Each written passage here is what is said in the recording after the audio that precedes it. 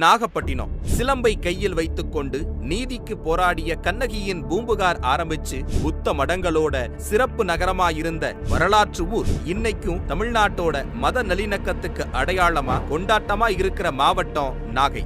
தமிழ்நாட்டிலேயே அதிகமான கடற்கரை பரப்பளவு இருக்கிற மாவட்டம். ஆனா அந்த கரையில வாழும் மக்கள் வாழ்க்கை முழுக்க கண்ணீர் கதையை மட்டும்தான் பேசுது. கேரளா போன்ற சின்ன மாநிலங்கள்ல மீன் பதப்படுத்துறதுக்கு சிறந்த பதப்படுத்தும் தொழிற்சாலைகள் இருக்கு. ஆனா தமிழ்நாட்டுல சிறந்த மீன்பிடிப்பு இருக்கிற நாகப்பட்டினத்துல அது மாதிரி இன்னும் ஏதும் இல்ல. போன தேர்தல்ல பதப்படுத்துற மையம் கட்டித்தருவோம்னு சொல்லி ஆட்சிக்கு வந்தவங்க வழக்கம் போல ஏமாத்துனாங்க. தமிழ்நாட்டோட இறால் வளர்ப்புல 60% நாகையில நடக்குது. ஆனா அமெரிக்காவுல போட்ட மோசமான வரியால ஏற்றுமதி செஞ்சதெல்லாம் நஷ்டமாகி திரும்ப தலையில இடி விழுந்த மாதிரி என்ன செய்யறதுன்னு தெரியாம இருக்கிற நம்ம ஏற்றுமதியாளர்களை வேடிக்கை மட்டும்தான் பார்த்துக்கிட்டு இருக்கு திமுக ஆட்சி.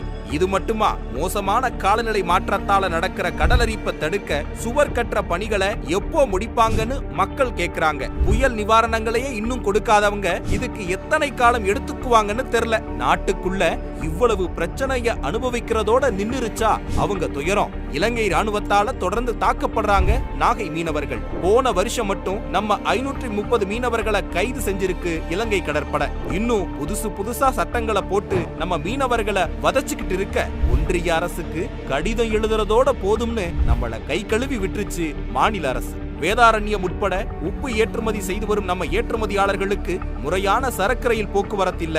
நாகை துறைமுகத்துல கடல் உணவு ஏற்றுமதி செய்யறதுல ஆளுங்கட்சி கான்ட்ராக்டர்களால ஏகப்பட்ட கெடுபிடிகள். இவை இல்லாமல் சோழர்கால கோவில்கள், வேளாங்கண்ணி மாதா ஆலயம், நாகூர் தர்கா என தமிழ் மக்களோட வழிபாட்டு சுற்றுலா தலமா இருக்கிற இந்த மாவட்டத்துக்கு அந்த சிறப்புக்கேற்ற போக்குவரத்து வசதிகளும் கட்டமைப்பு வசதிகளும் இல்ல. வேளாண் பல்கலைக்கழகம் வேண்டும், அரசு பொறியியல் கல்லூரி வேண்டும் என்ற நாகை மக்களோட கோரிக்கையை எல்லாம் காற்றில் பறக்க விட்ட திமுக அரசு அதை விட செய்த பெரிய துரோகம் ஒன்னு இருக்கு. கடந்த ஒரு வருஷத்துல மட்டும் நீட் தேர்வுனால 5 நாகை மாணவர்கள் தற்கொலை பண்ணிருக்காங்க. இவங்க தானே ஆட்சிக்கு வந்தா நீட்ட ஒழிக்கிற ரகசியம் இருக்கிறதா சொன்னாங்க. இன்னும் எத்தனை நம்ம மாணவர்கள் பலியாகணும் அவங்க ரகசியத்தை பயன்படுத்த? 2011ஆம் ஆண்டு புலியை விரட்டியடித்த தமிழச்சிக்கு பிறந்த தமிழர்கள் நாங்கள் எந்த அதிகார அடக்குமுறைக்கும் அஞ்ச மாட்டோம்னு நாகப்பட்டினத்துல மீனவர்களுக்காக குரல் கொடுத்தவர் தளபதி விஜய். இன்னைக்கு நாம பாக்குற எல்லா கஷ்டத்தையும் போக்க தலைவர் விஜயா நமக்கான நம்பிக்கையா நம்ம நாகை மக்களை சந்திக்க வராரு.